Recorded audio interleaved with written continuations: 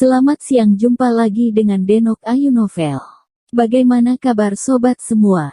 Sebelum kita mulai cerita ini, ayo kita subscribe, like, komen, share dan nyalakan loncengnya untuk mendapatkan notifikasi terbaru ketika Mimin mengupload video barunya.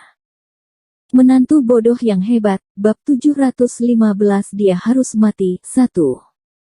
Sylvia Bai melawan ratusan orang sendirian, sungguh luar biasa.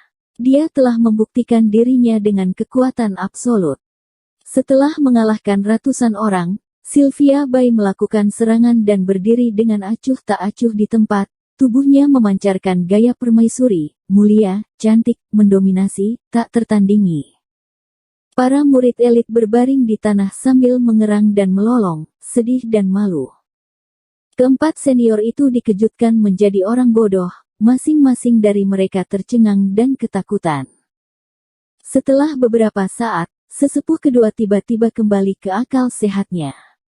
Ia sangat marah, memandangi para murid elit yang terjatuh, lalu memandang Sylvia Bai dengan marah, dan berkata, "Sylvia Bai, bagaimana mungkin kamu bisa sekuat ini, di mana kamu mempelajari semua ini?" Setelah mendengarkan perkataan sesepuh kedua, Sylvia Bai tidak ragu-ragu memandang sesepuh kedua dengan acuh tak acuh, dan berkata, "Ini tidak ada hubungannya denganmu. Sekarang, apa masih ada jurus yang belum pernah kamu gunakan?" Wajah tua sesepuh kedua terdistorsi dan matanya penuh keengganan. Ia menatap ke arah Sylvia Bai dengan getir, dan berkata dengan suara yang dalam, Sylvia Bai, hari ini bisa dikatakan kami telah kalah. Tapi aku ingatkan kamu jangan membawa Dimas Wu pergi dari Sekte Tianqi. Jika tidak, akhirmu pasti akan menyedihkan. Sebaiknya kamu pikirkan baik-baik konsekuensi dari perbuatanmu ini. Menghadapi ancaman sesepuh kedua, Sylvia Bai tetap tidak ragu. Dia terlihat acuh tak acuh dan berkata dengan dingin, "Itu bukan urusanmu." Setelah berbicara, Sylvia Bai memandang pria bergigi tajam yang masih tergeletak di tanah dan bertanya, "Bagaimana keadaanmu? Apa kamu bisa bangun?" Pria bergigi tajam telah lama memulihkan luka-lukanya di tanah secara diam-diam. Meski belum sembuh total, itu bukan masalah yang serius, sehingga ia langsung mengangguk, dan segera berdiri dari tanah.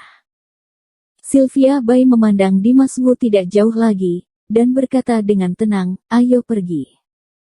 Setelah itu, Sylvia Bai mengabaikan sesepuh kedua dan lainnya, bersama pria bergigi tajam dan Dimas Wu, dan berjalan menuju penjaga penghalang. Datang ke penjaga, Sylvia Bai tidak ragu-ragu, dan berkata dengan dingin, "Cepat buka, biarkan kami keluar."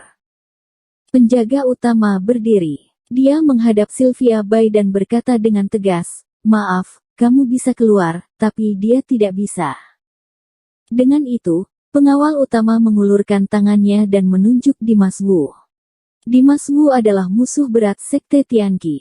Berani-beraninya para pengawal melepaskan Dimas Wu tanpa izin. Jika sesepuh kedua rileks, para penjaga juga bisa mendengarkan instruksi sesepuh kedua, namun yang jelas sesepuh kedua juga tidak mengizinkan Dimas Wu pergi.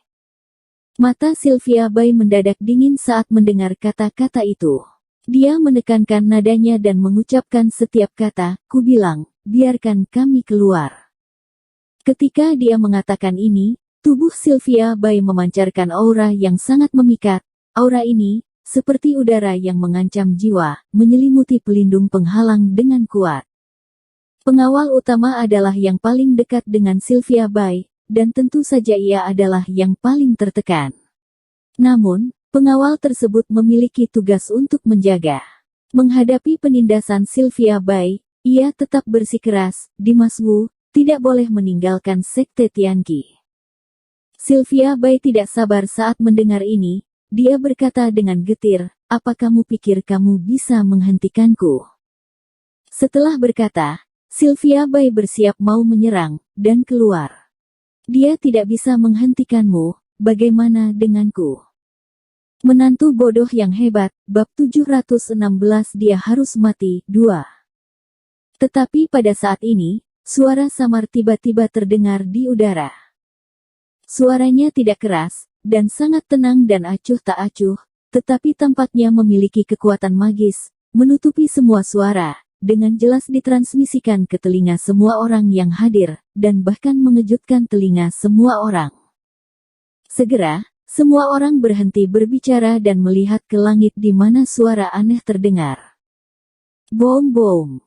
Semua orang melihat bahwa awan gelap berkumpul secara bergejolak, cahaya listrik berkilat samar, dan napas agung menyelimuti seluruh langit, bercampur dengan awan gelap yang mengepul, menyebabkan perubahan besar di langit, dan dunia besar tampak menjadi gelap dalam sekejap. Tiba-tiba, di antara awan yang mengepul, ada sesosok yang menembus dan muncul tiba-tiba. Begitu sosok itu berkedip, dia muncul di udara, mengenakan jubah putih dan berdiri tegak di udara, seperti dewa dan Buddha di dunia yang gelap. Cahaya putih samar di sekelilingnya menerangi seluruh dunia. Orang-orang di tanah, pada saat ini, semua terdiam, segala sesuatu di sekitar mereka tampak membeku, bahkan waktu seolah berhenti. Sangat tenang. Dimas Wu merasakan aura yang tidak biasa. Detak jantungnya semakin cepat dan ekspresinya entah kenapa ketakutan. Matanya menatap pria berjubah putih di udara itu. Tubuhnya tidak bergerak, dan dia tidak bisa bergerak. Bahkan wajah Sylvia Bai tiba-tiba berubah. Dia sedikit mengernyit dan menatap pria di udara dengan ekspresi serius.